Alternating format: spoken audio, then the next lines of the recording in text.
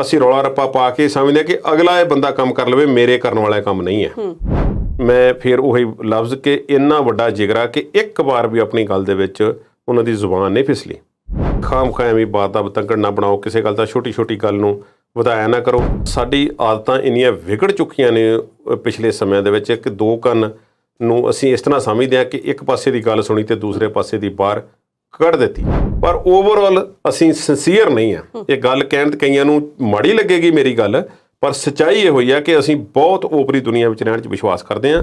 ਜੇ ਰਾਜਾ ਵੜਿੰਗ ਅੱਜ ਪ੍ਰੋਟੈਕਟ ਕਰ ਰਹੇ ਨੇ ਸਾਧੂ ਸਿੰਘ ਧਰਮਸੋਤ ਨੂੰ, ਤੇ ਮੇਰਾ ਸਵਾਲ ਇਹ ਹੈ ਕਿ ਜਿੱਦਣ ਉਹ ਕੈਪਟਨ ਸਰਕਾਰ ਦੇ ਵਿੱਚ ਮੰਤਰੀ ਸੀ ਤੇ ਫਿਰ ਜਦੋਂ ਚੰਨੀ ਸਾਹਿਬ ਦੀ ਸਰਕਾਰ ਆਈ ਹੈ ਤੇ ਸਾਧੂ ਸਿੰਘ ਧਰਮਸੋਤ ਨੂੰ ਹਟਾ ਕਿਉਂ ਨਹੀਂ ਦਿੱਤਾ, ਜਦ ਕਿ ਕਈ ਪੁਰਾਣੇ ਮੰਤਰੀ ਰਿਟੇਨ ਕੀਤੇ ਗਏ।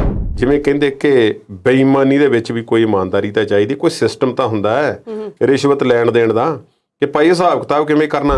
70 ਲੱਖ ਤੋਂ ਵੱਧ ਦੀ ਸਾਲਾਨਾ ਉਹ ਰਿਸ਼ਵਤ ਕਹਿੰਦਾ ਕਿ ਮੈਂ ਦਿਆ ਕਰਦਾ ਸੀ, ਮੈਨੂੰ ਰਿਸ਼ਵਤ ਦੇ ਤੌਰ ਤੇ ਦੇਣੇ ਪੈਂਦੇ ਸੀ। ਠੇਕੇਦਾਰ ਨੂੰ ਕਿੰਨੀ ਕਮਾਈ ਹੋਵੇਗੀ ਤੁਸੀਂ ਅੰਦਾਜ਼ਾ ਲਾ ਸਕਦੇ ਹੋ। ਤੁਸੀਂ ਜਾਂਚ ਤਾਂ ਪੂਰੀ ਹੋਣ ਦਿਓ, ਕਿਸੇ ਤੇ ਤਾਂ ਯਕੀਨ ਕਰੋ। ਕੀ ਤੁਸੀਂ ਮੰਨਦੇ ਹੋ ਕਿ ਸਹੀ ਚੱਲ ਰਿਹਾ ਸੀ ਸਾਰਾ ਕੁਝ? ਫਿਰ ਕੈਪਟਨ ਅਮਰਿੰਦਰ ਸਿੰਘ ਨੂੰ ਬਦਲੀ ਕਰਨ ਦੀ ਕੀ ਲੋੜ ਸੀ? ਟਰਾਂਸਪੋਰਟ ਡਿਪਾਰਟਮੈਂਟ ਵਿੱਚ ਤੁਸੀਂ ਰਾਤੋਂ ਰਾਤ ਕਿਉਂ ਭੱਜ ਦੌੜ ਕਰਕੇ ਲੋਕਾਂ ਦੇ ਮੂਹਰੇ ਆંકੜੇ ਕੱਢਣੇ ਸ਼ੁਰੂ ਕਰਤੇ, ਇੰਨਾ ਫਾਇਦਾ ਹੋ ਗਿਆ, ਇੰਨਾ ਫਾਇਦਾ ਹੋ ਗਿਆ। ਇਹ 10-10 20-20 ਕਿੱਲਿਆਂ ਦੀ ਕੀ ਗੱਲ ਕਰਦੇ ਹੋ? ਚੰਡੀਗੜ੍ਹ ਦੇ ਆਸ-ਪਾਸ ਹੀ 20-25 ਹਜ਼ਾਰ ਏਕੜ ਜ਼ਮੀਨ ਤੇ ਕਬਜ਼ੇ ਹੋਏ ਨੇ ਜੋ ਪੰਚਾਇਤਾਂ ਦੀਆਂ ਨੇ ਤੇ ਸ਼ਾਮਲਾਟ ਨੇ। ਸਾਰਾ ਕ੍ਰੈਡਿਟ ਮੈਂ ਇੱਥੇ ਆਮ ਆਦਮੀ ਪਾਰਟੀ ਨੂੰ ਨਹੀਂ ਦੇਣ ਲੱਗਾ।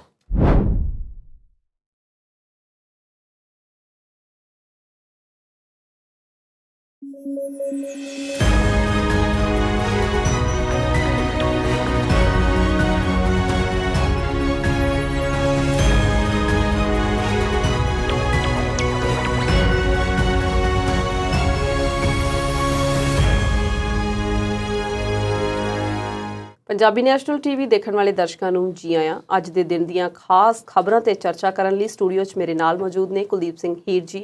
ਸਤਿ ਸ਼੍ਰੀ ਅਕਾਲ ਕੁਲਦੀਪ ਜੀ। ਸਤਿ ਸ਼੍ਰੀ ਅਕਾਲ ਸਵਲੀਨ। ਕੁਲਦੀਪ ਜੀ, ਅੱਜ ਸਿੱਧੂ ਮੂਸੇਵਾਲਾ ਦਾ ਭੋਗ ਸੀ, ਜਨ ਸੈਲਾਬ ਉੱਥੇ ਉਮੜਿਆ। ਖਬਰਾਂ ਇਹ ਕਹਿੰਦੀਆਂ ਨੇ ਕਿ ਕਈਆਂ ਨੂੰ ਵਾਪਸ ਵੀ ਮੁੜਨਾ ਪਿਆ। ਉਹਦੇ ਮਾਤਾ ਪਿਤਾ ਨੇ ਸਟੇਜ ਤੇ ਕੁਝ ਭਾਵਕ ਜਿਹੜੇ ਸ਼ਬਦ ਹੈ ਉਹ ਉੱਥੇ ਸੰਗਤ ਦੇ ਨਾਲ ਸਾਂਝੇ ਕੀਤੇ। ਉਹਨਾਂ ਦੇ ਪਿਤਾ ਜੀ ਦੇ ਜਿਹੜੇ ਬੋਲ ਸੀ ਉਹ ਬਹੁਤ ਪਾਸੇ ਇਸ਼ਾਰਾ ਕਰ ਰਹੇ ਸੀ, ਪਰ ਜੇ ਓਵਰਆਲ ਮੋਟਾ ਦੇਖੀਏ ਤੇ ਕੀ ਕੁਝ ਝਲਕਦਾ ਸੀ ਉਹਨਾਂ ਦੇ ਫਾਦਰ ਸਾਹਿਬ ਦੀ ਸਪੀਚ ਵਿੱਚੋਂ, ਭਾਸ਼ਣ 'ਚੋਂ? ਇੱਕ ਤੇ ਸਵਲੀਨ ਉਹਨਾਂ ਨੇ ਬੇਨਤੀ ਕੀਤੀ ਹੈ ਖਾਸ ਤੌਰ ਤੇ ਸੋਸ਼ਲ ਮੀਡੀਆ ਨੂੰ ਕਿ ਸਾਡੇ ਕੁਝ ਗੱਲਾਂ ਦੇ ਖਾਮਖਾਹ ਅਰਥ ਨਾ ਕੱਢੇ ਜਾਣ। ਅਸੀਂ ਬੜੇ ਸਿੱਧੇ ਸਾਦੇ ਜਿਹੇ ਬੰਦੇ ਹਾਂ। ਮੂਸੇਵਾਲੇ ਦਾ ਵੀ ਇਸੇ ਤਰ੍ਹਾਂ ਦਾ ਜੀਵਨ ਸੀ ਤੇ ਉਹ ਕੋਈ ਇਸ ਤਰ੍ਹਾਂ ਦਾ ਕੰਪਲੀਕੇਟਡ ਪਰਸਨ ਨਹੀਂ ਸੀ ਤੇ ਸਾਡੀ ਕਿਸੇ ਨਾਲ ਕੋਈ ਦੁਸ਼ਮਣੀ ਨਹੀਂ ਹੈ, ਕੋਈ ਵੈਰ ਵਿਰੋਧ ਨਹੀਂ ਹੈ। ਪਰ ਅਸੀਂ ਸਿਰਫ ਉਹਨਾਂ ਦਾ ਪੱਖ ਜਿਹੜਾ ਨਾ ਅਸੀਂ ਵਿੱਚੋਂ ਕੁਝ ਲੱਭਣ ਦੀ ਕੋਸ਼ਿਸ਼ ਨਹੀਂ ਕਰ ਰਹੇ। ਉਹਨਾਂ ਨੇ ਜਿਹੜੇ ਲਫ਼ਜ਼ ਕਹੇ ਨੇ, ਇੱਕ ਤਾਂ ਜਿਵੇਂ ਤੁਸੀਂ ਦੱਸਿਆ ਕਿ ਆਪ ਮੁਹਾਰੇ ਇੰਨੀ ਸਖਤ ਗਰਮੀ ਦੇ ਬਾਵਜੂਦ ਉੱਥੇ ਉਹਨਾਂ ਦੇ ਫੈਨਸ ਨਾ ਵੀ ਹੋਣ, ਉਹ ਵੀ ਉੱਥੇ ਗਏ। ਅੱਜ ਉਹਨਾਂ ਨੇ ਹਾਜ਼ਰੀ ਲਵਾਈ ਹੈ ਔਰ ਉਸ ਸਮਾਗਮ ਨੂੰ ਇੱਕ ਮੈਂ ਕਹਾਂਗਾ ਗੁਰਮਤ ਸਮਾਗਮ ਵਾਂਗ ਜਿਹੜਾ ਸੀ ਨਿਪਟਾਇਆ ਗਿਆ। ਹਜ਼ੂਰੀ ਰਾਗੀਆਂ ਦੇ ਜਥਿਆਂ ਨੇ ਕੀਰਤਨ ਕੀਤਾ, ਕਥਾ ਵਿਚਾਰਾਂ ਹੋਈਆਂ ਤੇ ਇਸ ਤੋਂ ਬਾਅਦ ਕੋਈ ਹੋਰ ਭਾਸ਼ਣ ਨਹੀਂ। ਸਟੇਜ ਸਕੱਤਰ ਸਾਹਿਬ ਨੇ ਜਿਹੜਾ ਸੀ ਉਹ ਸਿਰਫ ਗੱਲ ਨੂੰ ਉੱਥੇ ਸਮੇਟ ਦਿੱਤਾ ਤੇ ਸ਼੍ਰੀ ਦਰਬਾਰ ਸਾਹਿਬ ਅੰਮ੍ਰਿਤਸਰ ਤੋਂ ਪਰਿਵਾਰ ਨੂੰ, ਮਾਤਾ ਪਿਤਾ ਨੂੰ ਸਿਰੋਪਾਓ ਜਿਹੜੇ ਸੀ ਉਹ ਭੇਂਟ ਕੀਤੇ ਗਏ। ਸਿੰਪਲ ਰੱਖਿਆ ਗਿਆ। ਕਿਸੇ ਰਾਜਨੀਤਿਕ ਆਗੂ ਨੂੰ, ਕਿਸੇ ਹੋਰ ਨੂੰ ਬੋਲਣ ਦਾ ਕੋਈ ਇਸ ਤਰ੍ਹਾਂ ਦਾ ਮੌਕਾ ਨਹੀਂ ਦਿੱਤਾ ਗਿਆ ਤੇ ਉਸ ਨੂੰ ਸਾਦਾ ਰੱਖਣ ਦੀ ਕੋਸ਼ਿਸ਼ ਕੀਤੀ ਗਈ।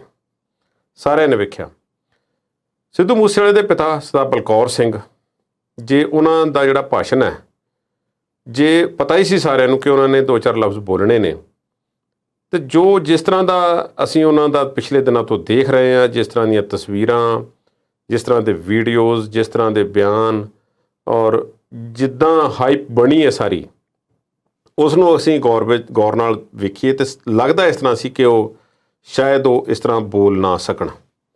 ਪਰ ਮੈਂ ਇਹ ਕਹਾਂਗਾ ਕਿ ਸਾਡਾ ਸਟੂਡੀਓ ਇਸ ਵੇਲੇ ਛੋਟਾ, ਮੈਂ ਬਾਹਾਂ ਫੈਲਾ ਕੇ ਮੈਂ ਦੱਸਣਾ ਚਾਹੁੰਦਾ ਕਿ ਪਤਾ ਨਹੀਂ ਕਿੰਨਾ ਵੱਡਾ ਜੇਰਾ ਉਸ ਵਿਅਕਤੀ ਦਾ ਹੋਏਗਾ ਜਿਸ ਨੇ ਆਪਣੇ ਇਸ ਤਰ੍ਹਾਂ ਦੇ ਕਾਬਲ ਪੁੱਤ ਦੇ ਜਾਣ ਤੋਂ ਬਾਅਦ ਇੰਨੇ ਮਸ਼ਹੂਰ ਦੁਨੀਆ ਭਰ ਦੇ ਵਿੱਚ ਜਿਸ ਦੇ ਫੈਨਸ ਨੇ ਔਰ ਉਸਨੇ ਸੰਗਤਾਂ ਨੂੰ ਸੰਬੋਧਨ ਕੀਤਾ, ਧੰਨਵਾਦ ਕੀਤਾ, ਆਉਣ ਦਾ ਪਿਆਰ ਦੇਣ ਲਈ ਧੰਨਵਾਦ ਕੀਤਾ ਤੇ ਨਾਲ 2-4 ਗੱਲਾਂ ਅਗਾਂਹ ਦੀਆਂ ਵੀ ਕੀਤੀਆਂ।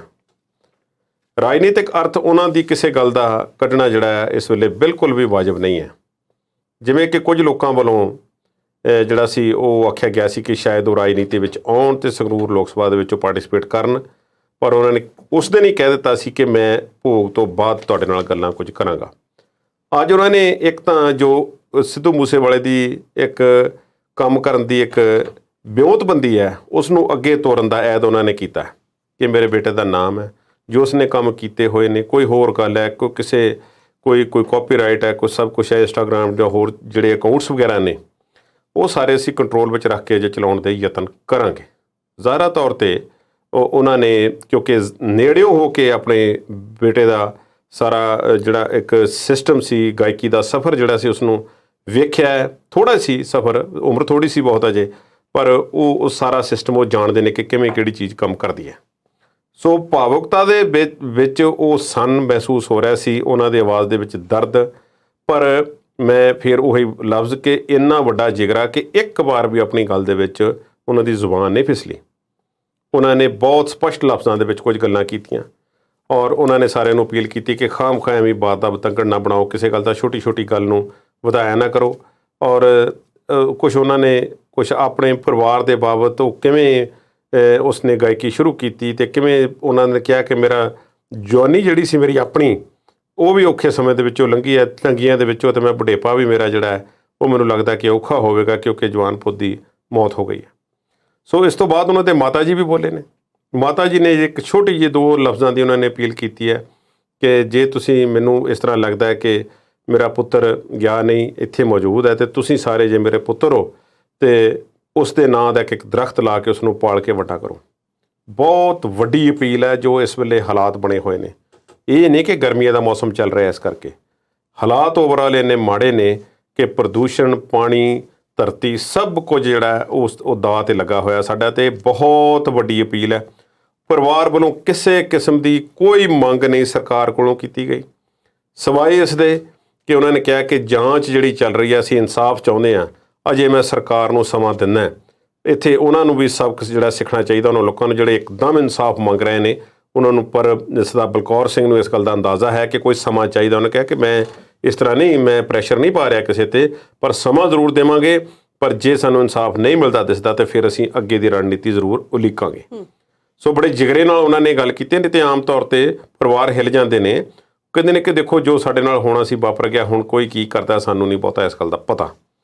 ਸੋ ਉਹਨਾਂ ਨੇ ਸਪਸ਼ਟ ਕਰ ਦਿੱਤਾ ਰਾਜਨੀਤਿਕ ਰੋਟੀਆਂ ਸੇਕਣ ਵਾਲਿਆਂ ਨੂੰ, ਅਤੇ ਜੋ ਉਹਨਾਂ 'ਤੇ ਕੋਈ ਕਿਸੇ ਕਿਸਮ ਦੇ ਇਲਜ਼ਾਮ ਵਗੈਰਾ ਲਾ ਰਹੇ ਸੀ। ਨਾਲ ਉਹਨਾਂ ਨੇ ਇਹ ਵੀ, ਜੇ ਉਹਨਾਂ ਨੇ ਕਿਸੇ ਦਾ ਨਾਮ ਲਿਆ ਅਤੇ ਰਾਜਾ ਵੜਿੰਗ ਦਾ ਨਾਮ ਉਹਨਾਂ ਨੇ 1-2 ਵਾਰੀ ਆਪਣੇ ਭਾਸ਼ਣ ਦੇ ਵਿੱਚ ਲਿਆ ਕਿ ਸਾਡੀ ਉਹਨਾਂ ਨਾਲ ਨੇੜਤਾ ਹੈ, ਅਤੇ ਪਰ ਅਸੀਂ ਕੋਈ ਉਹਨਾਂ ਦੀ ਸਾਡੇ 'ਤੇ ਕੋਈ ਦਬਾਅ ਨਹੀਂ ਸੀ ਮੂਸੇਵਾਲੇ 'ਤੇ, ਪਰ ਉਹ ਖੁਦ ਹੀ ਇਲੈਕਸ਼ਨਾਂ ਦੇ ਵਿੱਚ ਆਉਣਾ ਚਾਹੁੰਦਾ ਸੀ ਅਤੇ ਉਹ ਆਪਣੀ ਮਰਜ਼ੀ ਨਾਲ ਆਇਆ। ਇਹ ਗੱਲਾਂ ਉਹਨਾਂ ਨੇ ਸਪਸ਼ਟ ਕਰ ਦਿੱਤੀਆਂ ਨੇ। ਸੋ ਮੈਂ ਸਮਝਦਾ ਕਿ ਉਹਨਾਂ ਨੇ ਜਿਹੜੇ 2 ਸੁਨੇਹੇ ਦਿੱਤੇ ਨੇ, ਦਸਤਾਰ ਦੇ ਬੰਨਣ ਦੇ ਸਿੱਖ ਨੌਜਵਾਨਾਂ ਨੂੰ ਅਤੇ ਰੁੱਖ ਲਾਉਣ ਦੇ, ਬਹੁਤ ਵੱਡੇ ਸੁਨੇਹੇ ਨੇ। ਸਾਡੇ ਇਹ ਦੋਵੇਂ ਚੀਜ਼ਾਂ ਸਾਡੀਆਂ ਗਵਾਚਦੀਆਂ ਜਾ ਰਹੀਆਂ ਨੇ। ਇਹਨਾਂ ਨੂੰ ਕਿੰਨਾ ਕੁ ਪੰਜਾਬੀ ਕੰਨ ਧਰਨਗੇ, ਜਾਂ ਉਹੀ ਫੈਨਸ ਵਾਲੀ ਗੱਲ ਹੈ ਕਿ ਸਿਰਫ ਗਾਣਿਆਂ ਦੇ ਫੈਨ ਸਨ ਜਾਂ ਉਸ ਦੇ ਜੀਵਨ ਦੇ ਫੈਨ ਹੋਣਗੇ, ਜਾਂ ਉਹ ਕਿਹੜੀਆਂ ਗੱਲਾਂ ਤੋਂ ਪ੍ਰਭਾਵਿਤ ਉਸਦੀਆਂ ਤੋਂ ਹੋਣਗੇ, ਇਹ ਸਮਾਂ ਦੱਸੇਗਾ। ਪਰ ਅਜੇ ਇਸ ਦੇ ਬਾਰੇ ਕੁਝ ਵੀ ਕਹਿ ਦੇਣਾ ਉਹ ਜਿਹੜਾ ਉਹ ਅਗੇਤਾ ਹੋਵੇਗਾ। ਕੁਲਦੀਪ ਜੀ, ਜਿਹੜੀ ਬਲਕੌਰ ਸਿੰਘ ਸਿੱਧੂ ਹੋਰਾਂ ਨੇ ਸਟੇਜ ਤੋਂ ਅਪੀਲ ਕੀਤੀ ਹੈ, ਤੁਹਾਨੂੰ ਕੀ ਲੱਗਦਾ ਹੈ ਕਿ ਲੋਕਾਂ 'ਤੇ ਉਸ ਅਪੀਲ ਦਾ ਕਿੰਨਾ ਕੁ ਅਸਰ ਹੋਊਗਾ?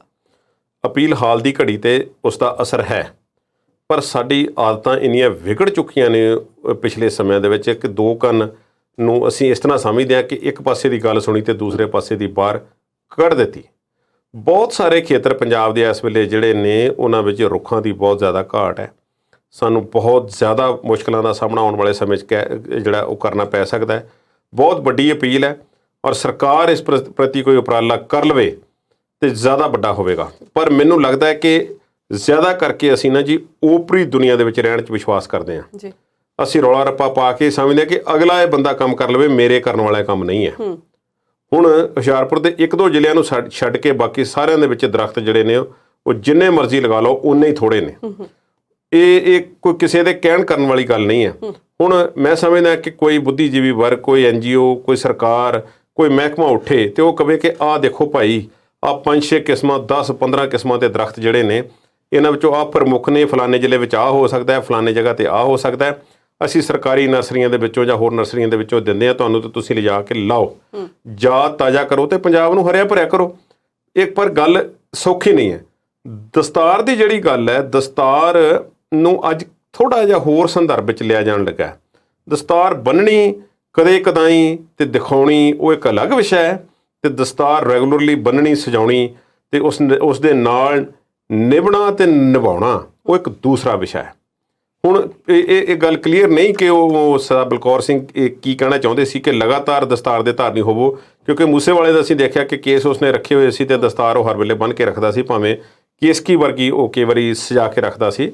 ਪਰ ਮੈਂ ਸਮਝਦਾ ਕਿ ਬਹੁਤ ਵੱਡੇ ਸੁਨੇਹੇ ਨੇ, ਪਰ ਪੰਜਾਬੀਆਂ ਦੇ ਜਿਹੜੇ ਇਸ ਵੇਲੇ ਜਿਹੜਾ ਇਹਨਾਂ ਦੇ ਸਾਹਮਣੇ ਦਰਪੇਸ਼ ਮੁਸ਼ਕਲਾਂ ਨੇ। ਔਰ ਇੱਕ ਗੱਲ ਹੋਰ ਕਿ ਉਹਨਾਂ ਨੇ ਕੋਈ ਹੋਰ ਮੰਗ ਨਹੀਂ ਰੱਖੀ ਜਿਹੜੀ ਪਹਿਲਾਂ ਆ ਰਹੀਆਂ ਸੀ ਸਾਹਮਣੇ ਕਿ ਸਟੇਡੀਅਮ ਬਣਾ ਦਿਓ, ਆਹ ਕਰ ਦਿਓ, ਉਹ ਕਰ ਦਿਓ। ਇਹ ਸਮੇਂ ਨਾਲ ਹੁੰਦੇ ਰਹਿਣਗੇ, ਪਰ ਇਹ ਜਿਹੜੀਆਂ ਉਹਨਾਂ ਨੇ ਗੱਲਾਂ ਕੀਤੀਆਂ ਨੇ ਇਹ ਦੋਵੇਂ ਸਾਡੇ ਲਈ ਬਹੁਤ ਜ਼ਰੂਰੀ ਨੇ ਤੇ ਸੱਚੀ ਸ਼ਰਧਾਂਜਲੀ ਹੋਵੇਗੀ। ਪਰ ਅਜੇ ਮੈਨੂੰ ਲੱਗਦਾ ਕਿ ਅਸੀਂ ਕੱਚੇ ਹਾਂ ਜੀ, ਸਿੰਸੈਰਿਟੀ ਸਾਡੀ ਉਨੀ ਜ਼ਿਆਦਾ ਨਹੀਂ ਹੈ। ਭਾਵੁਕਤਾ ਦੇ ਵਿੱਚ ਆ ਕੇ ਅਸੀਂ ਇੱਕ ਦੋ ਵਾਰ ਸ਼ਾਇਦ ਇਹੋ ਜਿਹਾ ਕੰਮ ਕਰ ਵੀ ਲਈਏ, ਪਰ ਓਵਰਆਲ ਅਸੀਂ ਸਿੰਸੀਅਰ ਨਹੀਂ ਹਾਂ। ਇਹ ਗੱਲ ਕਹਿਣ ਤੇ ਕਈਆਂ ਨੂੰ ਮਾੜੀ ਲੱਗੇਗੀ ਮੇਰੀ ਗੱਲ, ਪਰ ਸੱਚਾਈ ਇਹ ਹੋਈ ਹੈ ਕਿ ਅਸੀਂ ਬਹੁਤ ਓਪਰੀ ਦੁਨੀਆ ਵਿੱਚ ਰਹਿਣ 'ਚ ਵਿਸ਼ਵਾਸ ਕਰਦੇ ਹਾਂ। ਦਰਖਤ ਲਾਉਣੇ, ਦਸਤਾਰ ਸਜਾਉਣੀ, ਅਸੀਂ ਅਜੇ ਇਸ ਤੋਂ ਪਿੱਛੇ ਹਾਂ ਤੇ ਗੱਲਾਂ ਸਾਡੇ ਕੋਲ ਬਹੁਤ ਜ਼ਿਆਦਾ ਨੇ। ਬਿਲਕੁਲ, ਉਹਨਾਂ ਦੀ ਮਾਂ ਨੇ ਕਿਹਾ ਕਿ ਰੁੱਖ ਲਾਓ ਤੇ ਪਾਲਿਓ ਵੀ ਉਹਨਾਂ ਨੂੰ, ਉਹਨਾਂ ਦੀ ਦੇਖ ਰੇਖ ਵੀ ਕਰਿਓ, ਬੋਰਡ ਬਣਾਇਓ ਉਹਨਾਂ ਨੂੰ। ਕੁਲਦੀਪ ਜੀ, ਉਹਨਾਂ ਨੇ ਪੰਜਾਬ ਸਰਕਾਰ ਬਾਰੇ ਵੀ ਗੱਲ ਕੀਤੀ, ਬਲਕੌਰ ਸਿੰਘ ਸਿੱਧੂ ਨੇ, ਜਿੱਦਾਂ ਦਾ ਉਹ ਭਰੋਸਾ ਦਿਖਾ ਰਹੇ ਸੀ, ਤੁਸੀਂ ਕਿਸ ਤਰ੍ਹਾਂ ਦੇਖਦੇ ਹੋ ਉਹਨੂੰ?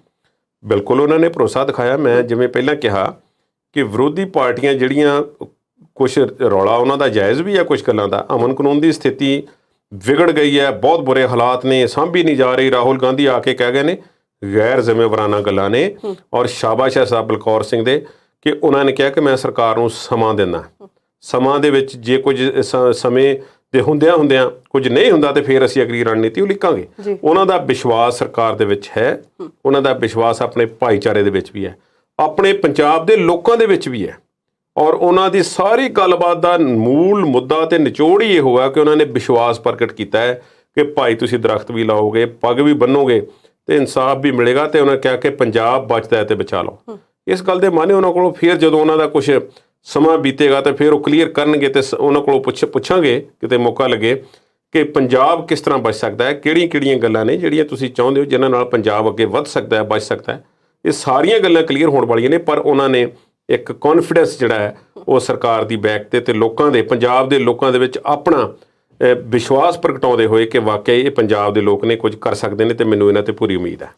ਇਸ ਤੋਂ ਅੱਗੇ ਜਾ ਕੇ ਛੇੜਦੇ ਹਾਂ ਪੰਜਾਬ ਦੀਆਂ ਕਰਪਸ਼ਨ ਦੀਆਂ ਤਾਰਾਂ, ਪਰ ਇਸ ਵੇਲੇ ਵੇਲਾ ਇੱਕ ਛੋਟੀ ਜਿਹੀ ਬ੍ਰੇਕ ਦਾ ਹੋ ਚੁੱਕਾ ਹੈ। ਬਹੁਤ ਜਲਦ ਹਾਜ਼ਰ ਹੁੰਦੇ ਹਾਂ।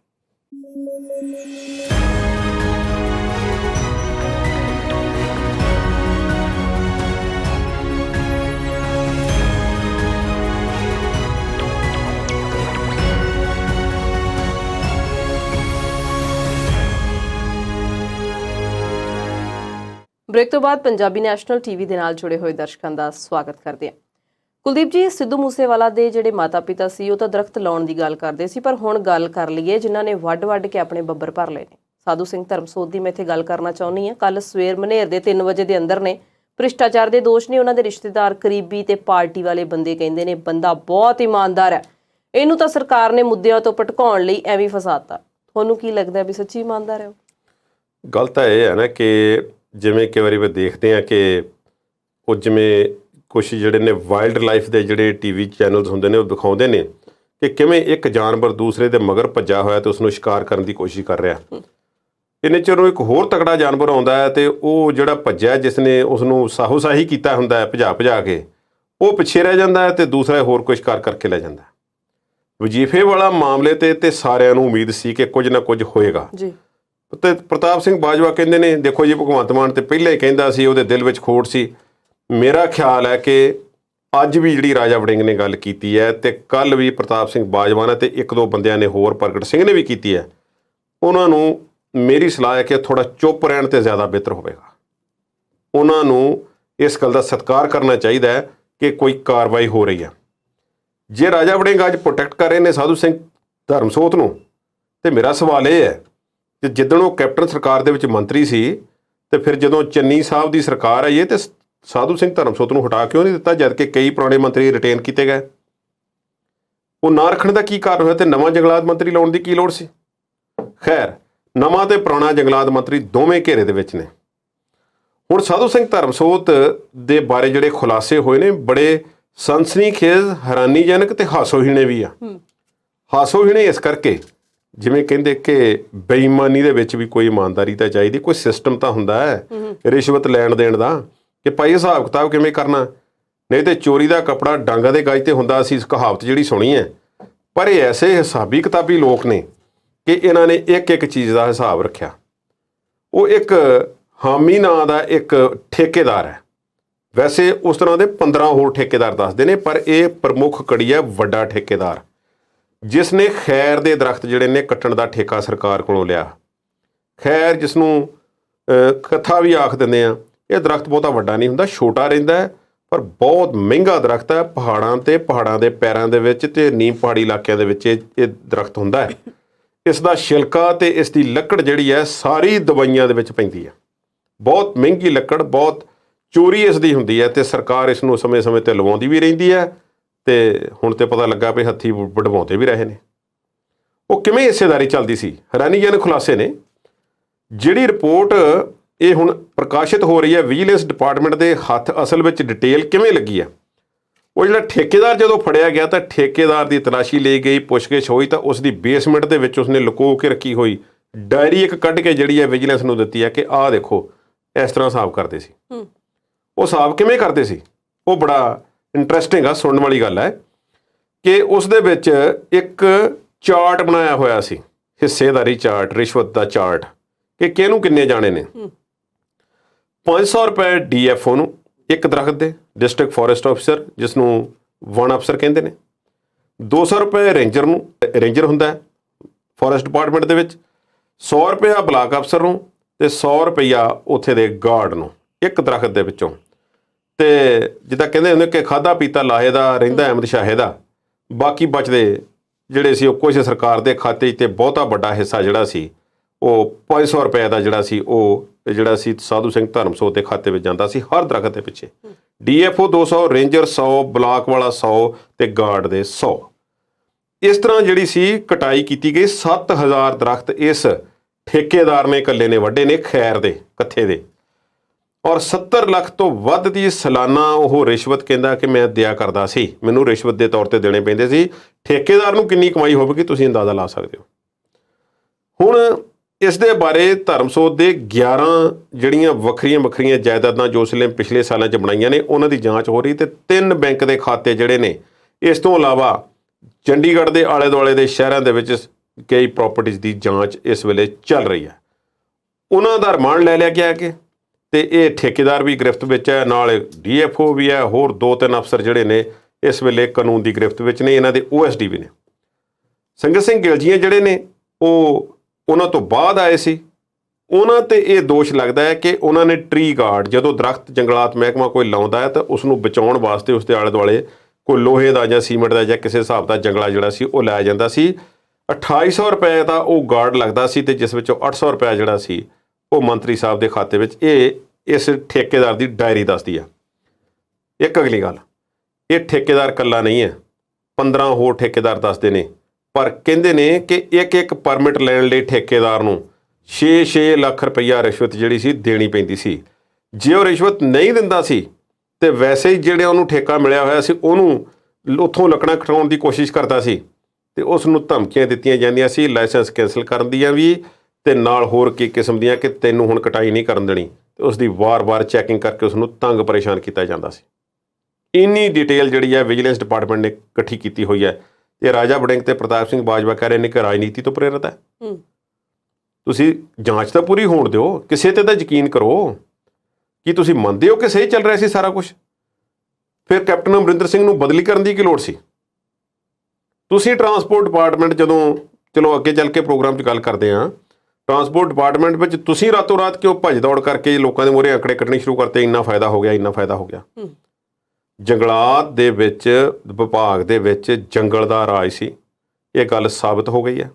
ਔਰ ਵੱਡੇ ਪੱਧਰ 'ਤੇ ਇਸ ਵਿੱਚ ਜਿਹੜੀ ਕਰਪਸ਼ਨ ਦੇ ਘਪਲੇ ਹੋਏ ਨੇ। ਇਹ ਤੇ ਸਿਰਫ ਸੀ ਲੱਕੜਾਂ ਦੀ ਕਟਾਈ ਦੀ ਠੇਕੇਦਾਰੀ। ਇਸ ਤੋਂ ਇਲਾਵਾ ਹਰ ਚੀਜ਼ ਦੇ ਵਿੱਚ ਹਿੱਸਾ ਦੱਸਿਆ ਜਾਂਦਾ ਹੈ। ਇੱਕ DFO ਦੀ ਬਦਲੀ ਵਾਸਤੇ 10 ਤੋਂ 15 ਲੱਖ ਰੁਪਇਆ, ਇੱਕ ਰੇਂਜਰ ਦੀ ਬਦਲੀ ਵਾਸਤੇ 5 ਤੋਂ 8 ਲੱਖ ਰੁਪਇਆ, ਇੱਕ ਬਲਾਕ ਅਫਸਰ ਦੀ ਬਦਲੀ ਵਾਸਤੇ 5 ਤੋਂ 6 ਲੱਖ ਰੁਪਇਆ, ਤੇ ਗਾਰਡ ਦੀ ਬਦਲੀ ਵਾਸਤੇ 2 ਤੋਂ 3 ਲੱਖ ਰੁਪਇਆ ਜਿਹੜਾ ਸੀ ਉਹ ਦੱਸਿਆ ਜਾਂਦਾ ਹੈ ਕਿ ਉਹ ਉਗਰਾਇਆ ਜਾਂਦਾ ਸੀ। ਹੁਣ ਇੱਕ ਇਸ ਦੇ ਵਿੱਚ ਬੜਾ ਇੱਕ ਇੰਟਰਸਟਿੰਗ ਵਿਅਕਤੀ ਜਿਹੜਾ ਹੈ ਨਾ, ਉਹ ਵਿਜੀਲੈਂਸ ਡਿਪਾਰਟਮੈਂਟ ਦੇ ਮੁਤਾਬਿਕ ਉਹ ਆਉਂਦਾ ਹੈ, ਉਹ ਖੰਨੇ ਦਾ ਹੈ ਕਮਲਜੀਤ। ਉਹ ਸਾਡੇ ਭਾਈਚਾਰੇ ਦੇ ਵਿੱਚੋਂ ਵੀ ਹੈ, ਪੱਤਰਕਾਰ ਵੀ ਹੈ, ਤੇ ਇੱਥੇ ਹੀ ਬਸ ਨਹੀਂ, ਸਾਰਾ ਹੀ ਮਾਇਆ ਕਹਿੰਦੇ ਉਸ ਦੇ ਥਰੂ ਜਾਂਦੀ ਹੈ। ਪੱਤਰਕਾਰ ਵੀ ਹੈ ਤੇ ਸ਼ਿਵ ਸੈਨਾ ਦਾ ਲੋਕਲ ਪ੍ਰਧਾਨ ਵੀ ਹੈ। ਉਸ ਦਾ ਨਾਮ ਆ ਗਿਆ, ਉਹ ਵੀ ਗ੍ਰਿਫਤ ਦੇ ਵਿੱਚ ਹੈ, ਤੇ ਉਹ ਪਰਮਿਟ ਦਿਵਾਉਣ ਦੇ ਵਿੱਚ ਸਭ ਤੋਂ ਵੱਡੀ ਹਿੱਸੇਦਾਰੀ ਕਹਿੰਦੇ ਉਹਦੀ ਹੁੰਦੀ ਸੀ। ਤੇ ਇੱਕ ਪਰਮਿਟ ਦੇ 5,80,000 ਤੱਕ ਦੇ ਰਿਕਾਰਡ ਜਿਹੜੇ ਨੇ ਉਹ ਵਿਜੀਲੈਂਸ ਕੋਲ ਪਹੁੰਚ ਗਏ ਨੇ, ਤੇ ਜਾਂਚ ਹੋਵੇਗੀ ਵੱਡੇ ਪੱਧਰ ਤੇ। ਵਜ਼ੀਫਿਆਂ ਵਾਲੀ ਫਾਈਲ ਖੁੱਲੇਗੀ ਕਿ ਨਹੀਂ ਖੁੱਲੇਗੀ ਸਾਨੂੰ ਨਹੀਂ ਪਤਾ, ਪਰ ਇਹ 3-4 ਅਫਸਰ, ਠੇਕੇਦਾਰ, OSD, ਸੰਗਤ ਸਿੰਘ ਗਿਲਜੀਆਂ ਅਜੇ ਤੱਕ ਉਹਨਾਂ ਨੂੰ ਸ਼ਾਇਦ ਪੁਲਿਸ ਗ੍ਰਿਫਤਾਰ ਕਰਨ ਦੀ ਕੋਸ਼ਿਸ਼ ਕਰ ਰਹੀ ਹੈ। ਉਹ ਦੱਸਿਆ ਜਾਂਦਾ ਹੈ ਕਿ ਉਹਨਾਂ ਦੀ ਗ੍ਰਿਫਤਾਰੀ ਨਹੀਂ ਹੋਈ, ਪਰ ਉਹਨਾਂ 'ਤੇ ਵੀ ਦੋਸ਼ ਹੈ ਕਿ ਉਹਨਾਂ ਨੇ ਕੰਢੀ ਦੇ ਇਲਾਕੇ ਦੇ ਵਿੱਚ ਜਿਹੜੇ ਸੀ ਇਸ ਤਰ੍ਹਾਂ ਦੇ ਦਰਖਤਾਂ ਦੇ ਗਾਰਡ ਲਾਉਣ ਦੇ ਜਿਹੜਾ ਇੱਕ ਫੰਡ ਆਏ ਹੋਏ ਸੀ, ਉਹਨਾਂ ਦੇ ਵਿੱਚੋਂ ਹਿੱਸੇਦਾਰੀ ਲੈ ਲਈ ਹੈ। ਤੇ ਇੱਕ ਖਾਸ ਕਿਸਮ ਦਾ ਬੰਦਾ, ਅਮਿਤ ਨਾਂ ਦਾ ਬੰਦਾ, ਤੇ ਇੱਕ ਹੋਰ ਠੇਕੇਦਾਰ ਸਚਿਨ, ਜੋ ਇੱਕ ਕੰਪਨੀ ਜਿਹੜੀ ਗਾਰਡ ਬਣਾਉਂਦੀ ਸੀ, ਉਸੇ ਦੇ ਗਾਰਡ ਲੈਣ ਲਈ ਮਜਬੂਰ ਕੀਤਾ ਗਿਆ ਮਹਿਕਮੇ ਨੂੰ ਕਿ ਹੋਰ ਕਿਸੇ ਤੋਂ ਨਹੀਂ ਲੈਣੇ, ਭਾਵੇਂ ਸਸਤੇ ਜਾਂ ਵਧੀਆ ਹੋਣ, ਐਸੇ ਤੋਂ ਲੈਣੇ ਨੇ। ਇਹ ਗੱਲਾਂ ਸਾਰੀਆਂ ਨਿਕਲ ਕੇ ਸਾਹਮਣੇ ਆ ਰਹੀਆਂ ਨੇ। ਇਹ ਮੰਦਭਾਗੀ ਗੱਲ ਹੈ। ਜੇ ਇਹ ਸੱਚ ਸਾਬਤ ਹੁੰਦੀਆਂ ਨੇ, ਮੈਂ ਕਹਿੰਦਾ ਇਹ ਝੂਠ ਸਾਬਤ ਹੋ ਜਾਣ, ਸਾਨੂੰ ਵਿਸ਼ਵਾਸ ਤਾਂ ਹੋ ਜਾਏ ਕਿ ਸਾਡੇ ਪੰਜਾਬ ਨੂੰ ਲੁੱਟ ਕੇ ਨਹੀਂ ਖਾਧਾ ਗਿਆ। ਇਹ ਠੀਕ ਹੀ ਸੀ, ਸਾਡਾ ਹੈ ਹੀ ਇਸ ਤਰ੍ਹਾਂ ਦਾ ਕੰਮ ਸੀ, ਕੋਈ ਇਹੋ ਜਿਹੀ ਗੱਲ ਨਹੀਂ। ਪਰ ਜੇ ਸੱਚ ਸਾਬਤ ਹੋ ਜਾਂਦੀਆਂ ਨੇ, ਫਿਰ ਡੁੱਬ ਕੇ ਮਰਨ ਵਾਲੀ ਗੱਲ ਹੈ। ਇਹ ਤੇ ਉਹਨਾਂ ਦੀਆਂ ਗੱਲਾਂ ਨੇ ਨਾ ਜਿਹੜੇ ਲੱਥ-ਪੁੱਥ ਗਏ ਨੇ, ਲੋਕਾਂ ਨੇ ਨਕਾਰਤੇ ਨੇ। ਹੁਣ ਗੱਲ ਉਹਨਾਂ ਦੀ ਕਰੀਏ ਜਿਹੜੇ ਸੱਤਾ 'ਚ ਨੇ। ਜਦੋਂ ਦੀ ਆਮ ਆਦਮੀ ਪਾਰਟੀ ਦੀ ਸਰਕਾਰ ਆਈ ਹੈ ਪੰਜਾਬ ਦੇ ਵਿੱਚ, ਤੇ ਜ਼ਮੀਨਾਂ ਦੇ ਘਪਲਿਆਂ ਨੂੰ ਲੈ ਕੇ ਲਗਾਤਾਰ ਉਹ ਚਰਚਾ ਦੇ ਵਿੱਚ ਆ, ਇੱਕ ਤੋਂ ਬਾਅਦ ਇੱਕ ਜਿਹੜਾ ਕਬਜ਼ਾ ਆ ਉਹ ਛੁਡਵਾਇਆ ਜਾ ਰਿਹਾ। ਤੇ ਹੁਣ ਜਿਹੜੀਆਂ ਖਬਰਾਂ ਆਈਆਂ ਨੇ ਕਿਸੇ ਹੋਰ ਜ਼ਮੀਨੀ ਘਪਲੇ ਨੂੰ ਲੈ ਕੇ ਆਈਆਂ ਨੇ ਕਿ ਬਹੁਤ ਜਲਦੀ ਇੱਕ ਨਵਾਂ ਪਰਦਾਫਾਸ਼ ਹੋ ਸਕਦਾ। ਸਵਲੀਨ, ਤੁਸੀਂ ਇੱਕ ਸੁਣੀਆਂ ਹੋਣਗੀਆਂ ਖਬਰਾਂ, ਜਦੋਂ ਤੋਂ ਪਹਿਲੇ ਦਿਨ ਇੱਕ ਫਾਰਮ ਹਾਊਸ ਖਾਲੀ ਕਰਵਾਇਆ ਗਿਆ ਸੀ, ਤੇ ਫਿਰ ਹੋਰ ਦੂਜੇ ਦਿਨ ਹੋਰ, ਤੀਜੇ ਦਿਨ ਹੋਰ, ਚੌਥੇ ਹੋਰ, ਤੇ ਇਹ ਗੱਲ ਤੇ ਮਹੀਨਾ ਕੁ ਪੁਰਾਣੀ ਹੋ ਗਈ, ਤਾਂ ਤੁਹਾਨੂੰ ਪਤਾ ਹੈ। ਉਸ ਤੋਂ ਬਾਅਦ ਕੁਝ ਅਫਸਰ ਜਿਹੜੇ ਸੀ, ਜਾਂ ਕੁਝ ਮੰਤਰੀ ਸਾਹਿਬਾਨ, ਸਾਬਕਾ ਮੰਤਰੀ ਤੇ ਸਾਬਕਾ ਆਗੂ ਵਿਰੋਧੀ ਪਾਰਟੀਆਂ ਦੇ, ਉਹ ਸਰਕਾਰ ਨੂੰ ਨਿਹੋਰੇ ਮਾਰਨ ਲੱਗ ਪਏ ਸੀ ਕਿ ਤੁਸੀਂ ਛੋਟੇ ਮੋਟਿਆਂ ਨੂੰ ਹੱਥ ਪਾ ਰਹੇ ਹੋ, ਤੁਸੀਂ ਅਸਲੀ ਗੱਲ ਕਿਉਂ ਨਹੀਂ ਕਰਦੇ। ਤੁਸੀਂ ਕਦੀ ਗੁਰਦਾਸਪੁਰ ਭੱਜੇ ਫਿਰਦੇ ਹੋ, ਕਦੀ ਜਲੰਧਰ ਜਾਂਦੇ ਹੋ, ਕਦੀ ਕਪੂਰਥਲੇ ਜਾਂਦੇ ਹੋ, ਇਹ 10-10, 20-20 ਕਿੱਲਿਆਂ ਦੀ ਕੀ ਗੱਲ ਕਰਦੇ ਹੋ। ਚੰਡੀਗੜ੍ਹ ਦੇ ਆਸ-ਪਾਸ ਹੀ 20-25 ਹਜ਼ਾਰ ਏਕੜ ਜ਼ਮੀਨ 'ਤੇ ਕਬਜ਼ੇ ਹੋਏ ਨੇ, ਜੋ ਪੰਚਾਇਤਾਂ ਦੀਆਂ ਨੇ ਤੇ ਸ਼ਾਮਲਾਟ ਨੇ। ਤੁਸੀਂ ਉਹ 'ਤੇ ਛਡਾਓ। ਸੁਖਪਾਲ ਸਿੰਘ ਖਹਿਰਾ ਨੇ ਇੱਕ ਵੈਲਿਡ ਪੁਆਇੰਟ ਉਠਾਇਆ ਸੀ। ਉਹਨਾਂ ਨੇ ਕਿਹਾ ਸੀ ਕਿ ਜਸਟਿਸ ਕੁਲਦੀਪ ਸਿੰਘ ਦੀ ਇੱਕ ਰਿਪੋਰਟ ਹੈ, ਉਸ ਮੁਤਾਬਕ ਮੋਹਾਲੀ ਤੇ ਖਰੜ ਦੇ ਆਸ-ਪਾਸ ਹੀ ਹਜ਼ਾਰਾਂ, 20 ਤੋਂ 30 ਹਜ਼ਾਰ ਏਕੜ ਜਿਹੜੀ ਜ਼ਮੀਨ ਹੈ, ਉਹ ਇਸ ਤਰ੍ਹਾਂ ਨਜਾਇਜ਼ ਕਬਜ਼ਿਆਂ ਦੇ ਵਿੱਚ ਦੱਬੀ ਹੋਈ ਹੈ। ਤੁਸੀਂ ਅਸਰਦਾਰ ਲੋਕਾਂ ਕੋਲੋਂ, VIP ਲੋਕਾਂ ਕੋਲੋਂ ਉਹਨੂੰ ਛੁਡਵਾ ਕੇ ਵਿਖਾਓ ਤੇ ਫੇਰ ਮੰਨਾਂਗੇ। ਜਸਟਿਸ ਕੁਲਦੀਪ ਸਿੰਘ ਦਾ 3 ਮੈਂਬਰੀ ਪੈਨਲ ਪਿਛਲੀਆਂ ਸਰਕਾਰਾਂ ਨੇ ਬਣਾਇਆ ਸੀ। ਇਹ ਇੱਦਾਂ ਹੋ ਜਾਂਦਾ ਹੈ ਕਿ ਸਰਕਾਰਾਂ ਪੈਨਲ ਬਣਾ ਲੈਂਦੀਆਂ ਨੇ, ਪਰ ਪੈਨਲ ਦੀ ਸਿਫਾਰਿਸ਼ ਤੇ ਕਾਰਵਾਈ ਕਿਤੇ ਘੱਟ ਹੀ ਹੁੰਦੀ ਹੈ। ਜਸਟਿਸ ਕੁਲਦੀਪ ਸਿੰਘ ਦੇ ਪੈਨਲ ਨੂੰ 2006-07 ਦੇ ਵਿੱਚ ਕਾਇਮ ਕੀਤਾ ਗਿਆ, ਪਰ ਜਦੋਂ ਰਿਪੋਰਟਾਂ ਉਹਦੀਆਂ ਕੁਝ ਸਮੇਂ ਦੇ ਵਿੱਚ ਆਉਂਦੀਆਂ ਨੇ, ਤੇ ਫਿਰ ਉਸ 'ਤੇ ਕਾਰਵਾਈ ਨਹੀਂ ਹੁੰਦੀ, ਸਰਕਾਰਾਂ ਉਸ 'ਤੇ ਕੰਨ ਧਰਦੀਆਂ ਨਹੀਂ। ਅਮਰਿੰਦਰ ਸਿੰਘ ਸਰਕਾਰ ਵੀ ਚੁੱਪ ਕਰਕੇ ਬੈਠੀ ਰਹਿੰਦੀ ਹੈ, ਤੇ ਜੇ ਉਸ ਨੂੰ ਅੱਗੇ ਕਰਨ ਦੀ ਗੱਲ ਆਉਂਦੀ ਹੈ ਤੇ ਫਿਰ ਸਰਕਾਰਾਂ ਚੁੱਪ ਕਰ ਜਾਂਦੀਆਂ ਨੇ। ਪਰ ਮੌਜੂਦਾ ਸਰਕਾਰ ਨੇ ਉਸ 'ਤੇ ਕਾਰਵਾਈ ਕਰਨ ਦਾ ਮਨ ਬਣਾ ਲਿਆ। ਕੁਲਦੀਪ ਸਿੰਘ ਧਾਲੀਵਾਲ ਨੇ ਕਹਿ ਦਿੱਤਾ ਹੈ ਕਿ ਅਸੀਂ ਘੋਖ ਕਰ ਲਈ ਹੈ, ਜਸਟਿਸ ਕੁਲਦੀਪ ਸਿੰਘ ਦੀ ਰਿਪੋਰਟ ਅਸੀਂ ਜਨਤਕ ਕਰ ਰਹੇ ਹਾਂ, ਸ਼ਰੇਆਮ ਹੋਵੇਗੀ ਉਹ ਰਿਪੋਰਟ ਇੱਕ ਅੱਧੇ ਦਿਨ ਦੇ ਵਿੱਚ। ਉਹਨਾਂ ਨੇ ਕਿਹਾ ਕਿ ਇਸ ਰਿਪੋਰਟ ਦੇ ਜਨਤਕ ਕਰਨ ਦੇ ਨਾਲ ਕੋਈ ਕਾਨੂੰਨੀ ਅੜਚਣ ਨਾ ਪੈਦਾ ਹੋਵੇ, ਇਸ ਲਈ ਅਸੀਂ ਕਾਨੂੰਨੀ ਮਾਹਿਰਾਂ ਦੀ ਰਾਏ ਲੈ ਲਈ ਆ। ਹੁਣ ਜਿਹੜੇ ਅੰਕੜੇ ਮੈਂ ਤੁਹਾਡੇ ਨਾਲ ਸਾਂਝੇ ਕਰਨ ਜਾ ਰਿਹਾ, ਉਹ ਕੁਝ ਲੂੰ ਕੰਡੇ ਖੜੇ ਕਰਨ ਵਾਲੇ ਨੇ ਕਿ ਕਿੰਨੀ ਕੁ ਜ਼ਮੀਨ ਦੱਬੀ ਹੋਵੇਗੀ ਕਿੱਥੇ ਕਿੱਥੇ। ਪਹਾੜਾਂ ਦੇ ਪੈਰਾਂ ਦੇ ਵਿੱਚ, ਚੰਡੀਗੜ੍ਹ ਦੇ ਆਸ-ਪਾਸ VIP ਤੇ ਸਾਬਕਾ ਨੇਤਾਵਾਂ ਨੇ, ਮੌਜੂਦਾ ਨੇਤਾਵਾਂ ਨੇ ਸ਼ਾਮਲਾਟ ਜ਼ਮੀਨਾਂ ਦੱਬੀਆਂ ਹੋਈਆਂ ਨੇ। ਹੈਰਾਨੀ ਦੀ ਗੱਲ ਹੈ ਕਿ ਇਸ ਦੇ ਵਿੱਚ ਉਹਨਾਂ ਦਾ ਆਮ ਆਦਮੀ ਪਾਰਟੀ ਦਾ ਇੱਕ ਕਾਂਗਰਸ ਤੋਂ ਆਮ ਆਦਮੀ ਪਾਰਟੀ ਵਿੱਚ ਸ਼ਾਮਲ ਹੋਇਆ ਇੱਕ ਇਸ ਵੇਲੇ ਦਾ ਆਗੂ ਵੀ ਦੱਸਿਆ ਜਾਂਦਾ ਹੈ।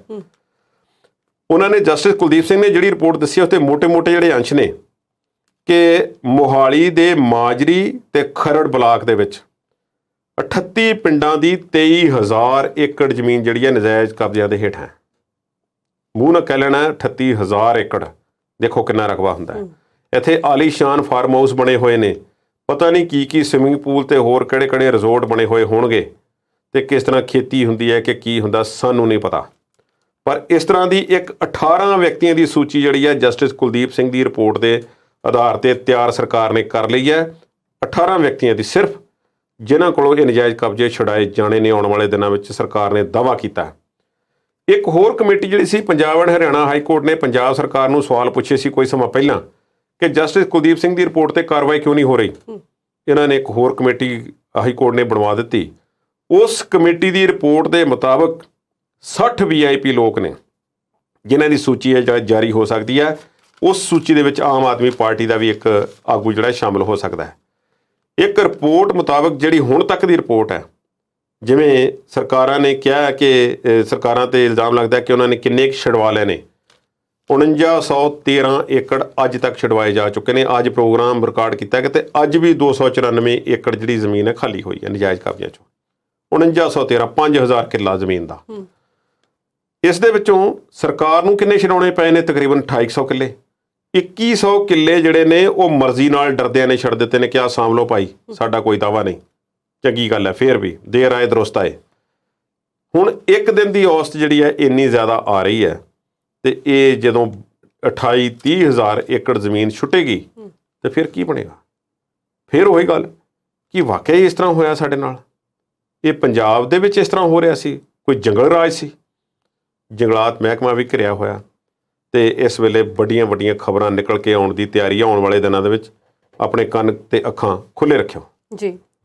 ਪੰਜਾਬ ਦੀ ਰਾਜਨੀਤੀ ਦੀ ਗੱਲਬਾਤ ਅਸੀਂ ਇਸੇ ਤਰ੍ਹਾਂ ਜਾਰੀ ਰੱਖਾਂਗੇ, ਪਰ ਇਸ ਵੇਲੇ ਵੇਲਾ ਇੱਕ ਛੋਟੇ ਜਿਹੇ ਵਕਫੇ ਦਾ ਹੋ ਚੁੱਕਾ ਹੈ। ਜਲਦ ਹਾਜ਼ਰ ਹੁੰਦੇ ਹਾਂ।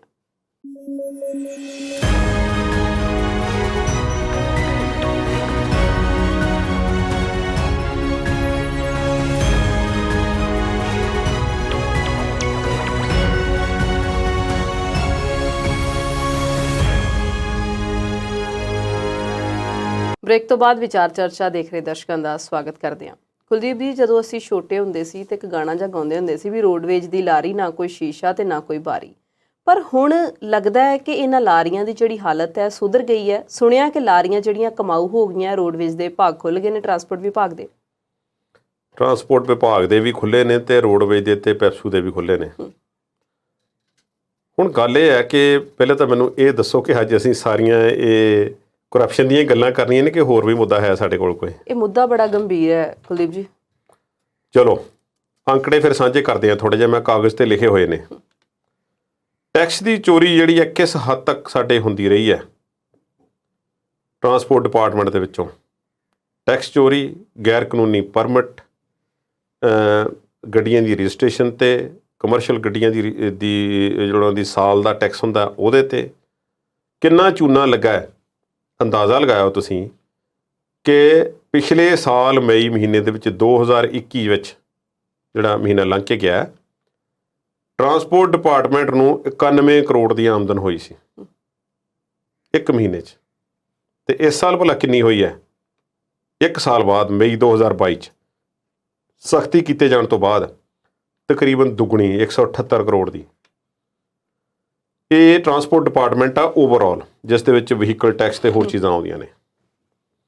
ਅੱਗੇ ਆ ਜਾਓ, ਜਿਹੜੇ ਤੁਸੀਂ ਪਬਲਿਕ ਟਰਾਂਸਪੋਰਟ ਹੈ ਸਾਡੀ PRTC ਤੇ ਰੋਡਵੇਜ਼, ਜਿਹੜੇ ਜ਼ਿਲ੍ਹੇ ਜਿੱਥੇ ਜਿਹੜੇ ਸਾਡੀਆਂ ਰਿਆਸਤਾਂ ਹੁੰਦੀਆਂ ਸੀ ਉਹਨਾਂ ਜ਼ਿਲ੍ਹਿਆਂ ਵਿੱਚ ਪੈਪਸੂ ਆ, ਬਾਕੀਆਂ ਦੇ ਵਿੱਚ ਰੋਡਵੇਜ਼ ਆ ਜੀ। PRTC ਨੂੰ ਪਿਛਲੇ ਸਾਲ 2021 ਦੇ ਵਿੱਚ 23 ਕਰੋੜ ਦੀ ਆਮਦਨ ਹੋਈ ਸੀ। ਇਸ ਸਾਲ ਉਹੀ ਆਮਦਨ ਪੂਰੇ ਇੱਕ ਸਾਲ ਬਾਅਦ ਮਈ ਮਹੀਨੇ 'ਚ 42 ਕਰੋੜ ਦੀ ਹੋ ਗਈ ਆ, 42 ਕਰੋੜ। ਪੰਜਾਬ ਰੋਡਵੇਜ਼ 2021 ਵਿੱਚ 26 ਕਰੋੜ ਦੀ ਆਮਦਨ ਹੋਈ ਸੀ। ਇਹ ਸਭ ਤੋਂ ਵੱਡਾ ਪੰਜਾਬ ਰੋਡਵੇਜ਼, ਪੈਪਸੂ ਥੋੜ੍ਹੇ ਜ਼ਿਲ੍ਹਿਆਂ ਦੇ ਵਿੱਚ ਹੈ, ਪੰਜਾਬ ਰੋਡਵੇਜ਼ ਬਾਕੀਆਂ ਵਿੱਚ ਸਾਰਿਆਂ 'ਚ। 21 ਦੇ ਵਿੱਚ 2021 'ਚ 26 ਕਰੋੜ ਦੀ ਆਮਦਨ ਹੋਈ ਸੀ ਇੱਕ ਮਹੀਨੇ ਵਿੱਚ ਪੰਜਾਬ ਰੋਡਵੇਜ਼ ਨੂੰ, ਅਤੇ 2022 ਦੇ ਵਿੱਚ 57 ਕਰੋੜ ਦੀ ਆਮਦਨ, ਦੁੱਗਣੇ ਤੋਂ ਵੀ ਵੱਧ। 3500 ਦੇ ਕਰੀਬ ਬੱਸਾਂ ਚੱਲ ਰਹੀਆਂ ਨੇ। ਦੇਖੋ, ਜਦੋਂ ਚਰਨਜੀਤ ਸਿੰਘ ਚੰਨੀ ਮੁੱਖ ਮੰਤਰੀ ਬਣੇ ਤੇ ਟਰਾਂਸਪੋਰਟ ਡਿਪਾਰਟਮੈਂਟ ਦੇ ਵਿੱਚ ਥੋੜ੍ਹਾ ਜਿਹਾ ਕੰਮ ਹੋਇਆ। ਸਾਰਾ ਕ੍ਰੈਡਿਟ ਮੈਂ ਇੱਥੇ ਆਮ ਆਦਮੀ ਪਾਰਟੀ ਨੂੰ ਨਹੀਂ ਦੇਣ ਲੱਗਾ। ਰਾਜਾ ਵੜਿੰਗ ਨੇ ਜਿਹੜੀ ਮਹੀਨਾ ਕੁ ਦੌੜ ਲਾਈ ਹੈ ਨਾ, ਉਹਦੇ ਵੀ ਕੁਝ ਨਤੀਜੇ ਹਨ। ਉਹਨਾਂ ਨੇ ਬੱਸ ਅੱਡਿਆਂ ਦੇ ਵਿੱਚ ਘੁੰਮ ਕੇ, ਹੋਰ ਪਤਾ ਨਹੀਂ ਕਿੱਥੇ ਕਿੱਥੇ ਜਾ ਕੇ, ਉਹ ਸਾਰਿਆਂ ਦੀ ਚੈਕਿੰਗ ਕੀਤੀ ਅਤੇ ਪਰਮਿਟ ਚੈੱਕ ਕਰਨ ਦਾ ਇੱਕ ਜਿਹੜਾ ਦੌਰ ਚੱਲਿਆ, ਉਸ ਦੀ ਮੈਂ ਉਸ ਨੂੰ ਇੱਕ ਪਾਰਟ ਜ਼ਰੂਰ ਮੰਨਦਾ। ਇਸ ਦਾ ਕ੍ਰੈਡਿਟ ਰਾਜਾ ਵੜਿੰਗ ਨੂੰ ਵੀ ਹੈ। ਮੌਜੂਦਾ ਸਰਕਾਰ ਨੇ ਇਸ 'ਤੇ ਹੋਰ ਜ਼ਿਆਦਾ ਕੰਟੀਨਿਊਸ਼ਨ ਕੀਤੀ ਹੈ, ਸਖਤੀ ਕੀਤੀ ਹੈ, ਅਤੇ ਨਤੀਜੇ ਤੁਹਾਡੇ ਸਾਹਮਣੇ ਨੇ। ਹਾਲਾਂਕਿ ਕੁਝ ਵਰਗਾਂ ਨੂੰ ਮੁਫਤ ਰਿਆਇਤ ਦਿੱਤੀ ਗਈ ਹੈ ਸਫ਼ਰ ਦੀ, ਫਿਰ ਵੀ ਡਿਪਾਰਟਮੈਂਟ ਨੂੰ ਇੰਨੀ ਆਮਦਨ ਹੋ ਰਹੀ ਹੈ। ਪਰ ਗੱਲ ਦੁੱਖ ਦੀ ਅਸਲ ਕੀ ਹੈ? ਬਹੁਤ ਸਾਰੀਆਂ ਬੱਸਾਂ ਜਦੋਂ ਕੈਪਟਨ ਅਮਰਿੰਦਰ ਸਿੰਘ ਮੁੱਖ ਮੰਤਰੀ ਦੀ ਗੱਦੀ ਤੋਂ ਲਾਹ ਦਿੱਤੇ ਗਏ ਅਤੇ ਚਰਨਜੀਤ ਸਿੰਘ ਚੰਨੀ ਬਣਾ ਦਿੱਤੇ ਗਏ, ਉਹੀ ਪੋਸਟਰ ਹੋਰਡਿੰਗ ਜਿਹੜੇ ਸੀ ਬੱਸਾਂ ਦੇ ਪਿੱਛੇ ਸਾਈਡਾਂ 'ਤੇ ਵੱਡੇ ਵੱਡੇ ਸਟਿੱਕਰ ਚਿਪਕਾ ਦਿੱਤੇ ਗਏ ਚਰਨਜੀਤ ਸਿੰਘ ਚੰਨੀ ਦੀ ਫੋਟੋ ਵਾਲੇ, ਅਤੇ ਬੱਸ ਦੀ ਕਿਸੇ ਦਾ ਇੰਡੀਕੇਟਰ ਨਹੀਂ, ਕਿਸੇ ਦੀ ਬ੍ਰੇਕ ਲਾਈਟ ਨਹੀਂ, ਕਿਸੇ ਦਾ ਸ਼ੀਸ਼ਾ ਨਹੀਂ, ਕਿਸੇ ਦੇ ਜਿਵੇਂ ਤੁਸੀਂ ਦੱਸਿਆ ਕਿ ਨਾ ਕੋਈ ਬੂਹਾ ਨਾ ਕੋਈ ਬਾਰੀ। ਨਵੀਆਂ ਬੱਸਾਂ ਜ਼ਰੂਰ ਕੁਝ ਪਾ ਦਿੱਤੀਆਂ ਗਈਆਂ, ਉਹਨਾਂ ਦਾ ਹਾਲ ਵੀ ਉਹ ਕੁਝ ਹੀ ਹੋਣਾ ਜੇ ਉਹਨਾਂ ਦੀ ਮੇਨਟੇਨੈਂਸ ਨਾ ਹੋਵੇਗੀ, 2 ਸਾਲਾਂ 'ਚ ਖਤਮ ਹੋ ਜਾਣਗੀਆਂ। ਪਰ ਲੱਗਦਾ ਹੈ ਕਿ ਮੋੜਾ ਪਏਗਾ। ਪ੍ਰਾਈਵੇਟ ਦੇ ਵਿੱਚ ਕੁਝ ਗੈਰ ਕਾਨੂੰਨੀ ਪਰਮਿਟ, ਬੱਸ ਅੱਡਿਆਂ ਦੀ ਹੋਰ ਤਰ੍ਹਾਂ ਦੀ ਫੀਸ ਵਗੈਰਾ ਇਕੱਠੀ ਕਰਕੇ ਕੁਝ ਆਮਦਨ ਆਉਣ ਦੇ ਅਸਾਰ ਦਿਸ ਰਹੇ ਨੇ, ਅਤੇ ਥੋੜ੍ਹਾ ਜਿਹਾ ਸਬਰ ਕਰਨ ਨੂੰ ਆਖਿਆ ਗਿਆ ਹੈ ਪੰਜਾਬ ਰੋਡਵੇਜ਼ ਦੇ ਕਾਮਿਆਂ ਨੂੰ ਅਤੇ ਪੈਪਸੂ ਨੇ ਕਿ ਤੁਹਾਡੀਆਂ ਤਨਖਾਹਾਂ ਅਤੇ ਹੋਰ ਜਿਹੜੀਆਂ ਮੰਗਾਂ ਨੇ ਉਹਨਾਂ 'ਤੇ ਗੌਰ ਕਰਾਂਗੇ ਜਲਦੀ, ਇੱਧਰ ਜਰਾ ਧਿਆਨ ਕਰ ਲਈਏ। ਇੱਕ ਹੋਰ, ਕੁਝ ਦਿਨ ਪਹਿਲਾਂ ਤੁਸੀਂ ਦੇਖਿਆ ਹੋਊਗਾ ਬੱਸ ਅੱਡਿਆਂ ਦੇ ਵਿੱਚ ਆਮ ਤੌਰ 'ਤੇ ਕੰਡਕਟਰ ਜਦੋਂ ਬੱਸ ਦੇ ਵਿੱਚ ਟਿਕਟ ਕੱਟਦਾ ਹੈ, ਪਰ ਬੱਸ ਅੱਡੇ 'ਚ ਜਦੋਂ ਬੱਸ ਕਾਊਂਟਰ 'ਤੇ ਲੱਗੀ ਹੁੰਦੀ ਤਾਂ ਉੱਥੇ ਐਡਵਾਂਸ ਜਿਹੜੇ ਟਿਕਟ ਕੱਟਣ ਵਾਲੇ ਕੁਝ ਬੈਠੇ ਹੋਏ ਹੁੰਦੇ ਨੇ, ਉਹਨਾਂ ਦਾ ਇੱਕ ਫਰਾਡ ਪਰਦਾਫਾਸ਼ ਹੋਇਆ। ਉਹ ਵੀ ਇਸ ਵੇਲੇ ਅੰਦਰ ਬੈਠੇ ਹੋਏ ਨੇ, ਸਸਪੈਂਡ ਨੇ। ਸੋ ਡਿਪਾਰਟਮੈਂਟ ਇਸ ਮੁੱਦੇ 'ਤੇ ਚੁੱਪ ਹੈ, ਇਮਾਨਦਾਰੀ ਕੁਛ ਕਾਇਮ ਹੋ ਰਹੀ ਹੈ, ਰਿਜ਼ਲਟ ਚੰਗੇ ਆ ਸਕਦੇ ਨੇ। ਥੋੜ੍ਹਾ ਜਿਹਾ ਸਬਰ ਹੋਰ ਕਰੀਏ ਅਤੇ ਧਿਆਨ ਦੇਈਏ। ਜੀ, ਆਮ ਆਦਮੀ ਪਾਰਟੀ ਨੇ ਬਦਲਾਅ ਦਾ ਨਾਅਰਾ ਲਾਇਆ ਸੀ, ਅਤੇ ਜਦੋਂ ਦੀ ਇਹ ਪਾਰਟੀ ਸੱਤਾ 'ਚ ਆਈ ਹੈ ਉਦੋਂ ਦਾ ਅਫਸਰਾਂ 'ਤੇ ਵੀ ਤਲਵਾਰ ਲਟਕ ਰਹੀ ਹੈ। ਕਾਫੀ ਸਾਰੇ ਅਫਸਰ ਨੇ ਜਿਨ੍ਹਾਂ ਥੱਲਿਓਂ ਕੁਰਸੀ ਨਿਕਲ ਗਈ ਹੈ, ਹੁਣ ਵੀ ਖਬਰਾਂ ਨੇ ਕੁਰਸੀਆਂ ਖੋਹਣ ਦੀਆਂ। ਕਿੰਨੇ ਕੁ ਲਾਉਣੇ ਕੁਲਦੀਪ ਜੀ ਕੁਰਸੀਆਂ? ਸਭ ਤੋਂ ਜ਼ਿਆਦਾ ਜਿਹੜਾ ਸ਼ਿਕੰਜਾ ਕੱਸਿਆ ਗਿਆ ਹੈ ਨਾ, ਉਹ PWD ਦੇ ਅਧਿਕਾਰੀਆਂ 'ਤੇ ਕੱਸਿਆ ਗਿਆ। ਅੱਜ ਅਸੀਂ ਜਦੋਂ ਗੱਲ ਕਰ ਰਹੇ ਹਾਂ ਤਾਂ ਅੱਜ ਵੀ ਬਠਿੰਡੇ ਦੇ ਵਿੱਚ ਇੱਕ SDO ਅਤੇ ਇੱਕ JE ਜਿਹੜੇ ਨੇ ਉਹ ਗ੍ਰਿਫਤ ਦੇ ਵਿੱਚ ਆ ਗਏ ਨੇ। ਉਹਨਾਂ 'ਤੇ ਇਲਜ਼ਾਮ ਹੈ ਕਿ ਉਹਨਾਂ ਨੇ ਕੁਝ ਬੇਨਿਯਮੀਆਂ ਕੀਤੀਆਂ। ਡਿਟੇਲ ਆ ਰਹੀ ਹੈ। ਇਸੇ ਤਰ੍ਹਾਂ ਬਿਜਲੀ ਮਹਿਕਮੇ ਦੇ ਕੁਝ ਅਫਸਰ ਜਿਹੜੇ ਨੇ ਉਹ ਗ੍ਰਿਫਤ ਦੇ ਵਿੱਚ ਆਏ ਨੇ। ਤਕਰੀਬਨ ਸਾਰੇ ਜ਼ਿਲ੍ਹਿਆਂ ਦੇ ਵਿੱਚ ਹੀ ਕਾਰਵਾਈ ਹੋਈ ਹੈ। ਵਨ ਰੇਂਜ ਅਫਸਰ ਜਿਹੜੇ ਨੇ DFO ਵਗੈਰਾ, ਉਹ ਤਾਂ ਤੁਹਾਨੂੰ ਪਹਿਲਾਂ ਮੈਂ ਦੱਸ ਚੁੱਕਾ ਕਿ ਉਹ ਵੀ ਗ੍ਰਿਫਤ 'ਚ ਆਏ ਨੇ। ਤਹਿਸੀਲਦਾਰ ਵੀ ਇਸ ਗ੍ਰਿਫਤ ਵਿੱਚ ਆ ਗਏ ਨੇ, ਉਹ ਹੜਤਾਲ 'ਤੇ ਨੇ। ਅਤੇ ਸਰਕਾਰ ਜਿਹੜੀ ਇਸ ਵੇਲੇ ਥੋੜ੍ਹਾ ਜਿਹਾ ਕਸੂਤੀ ਫਸੀ ਹੋਈ ਹੈ, ਕਿਉਂਕਿ 8 ਜੂਨ ਤੱਕ ਅੱਜ ਤੱਕ ਹੜਤਾਲ ਜਿਹੜੀ ਅੱਗੇ ਵਧਾਈ ਹੋਈ ਹੈ। ਕੱਲ੍ਹ ਨੂੰ ਕੀ ਬਣਨਾ ਇਸ ਗੱਲ ਦਾ ਪਤਾ ਨਹੀਂ। ਸੋ ਓਵਰਆਲ ਅੱਛਾ, ਇੱਕ ਹੋਰ ਅੱਜ ਦੀਆਂ, ਇੱਕ ਤਾਂ ਬਠਿੰਡੇ ਵਾਲੀ ਮੈਂ ਤੁਹਾਡੇ ਨਾਲ ਸਾਂਝੀ ਕੀਤੀ ਹੈ, ਅਤੇ ਦੂਸਰੀ ਜਿਵੇਂ ਟਰਾਂਸਪੋਰਟ ਡਿਪਾਰਟਮੈਂਟ ਦੀ ਹੁਣ ਤੁਸੀਂ ਅੰਦਾਜ਼ਾ ਲਾਓ ਕਿ ਚੋਰੀ ਕਿਵੇਂ ਹੁੰਦੀ ਸੀ। ਆਮ ਤੌਰ 'ਤੇ ਜਦੋਂ ਅਸੀਂ ਬਾਹਰਲੀ ਸਟੇਟ ਤੋਂ ਐਂਟਰ ਕਰਦੇ ਹਾਂ ਆਪਣੇ ਸੂਬੇ ਦੇ ਵਿੱਚ, ਅਤੇ ਚੈੱਕ ਪੋਸਟਾਂ ਹੁੰਦੀਆਂ ਨੇ ਜੋ ਕਮਰਸ਼ੀਅਲ ਗੱਡੀਆਂ ਦੇ ਵਾਸਤੇ ਟੈਕਸ ਦੇ ਕੁਝ ਰਸੀਦਾਂ ਵਗੈਰਾ ਕੱਟਦੀਆਂ ਨੇ। ਜਿਹੜੀ ਦੂਸਰੀ ਸਟੇਟ ਤੋਂ ਗੱਡੀ ਆਉਂਦੀ ਹੈ ਉਹਨਾਂ ਨੂੰ ਸਟੇਟ ਐਂਟਰੀ ਦਾ ਪਹਿਲਾਂ ਕੋਈ ਨਾ ਕੋਈ ਟੈਕਸ ਵਗੈਰਾ ਜਿਹੜਾ ਇੱਕ ਪਰਚੀ ਵਗੈਰਾ ਲੈਣੀ ਪੈਂਦੀ ਹੈ। ਸਾਰੇ ਸੂਬਿਆਂ 'ਚ ਇਸ ਤਰ੍ਹਾਂ। ਉੱਥੇ ਇੱਕ ਫਰਾਡ ਦਾ ਪਰਦਾਫਾਸ਼ ਹੋਇਆ।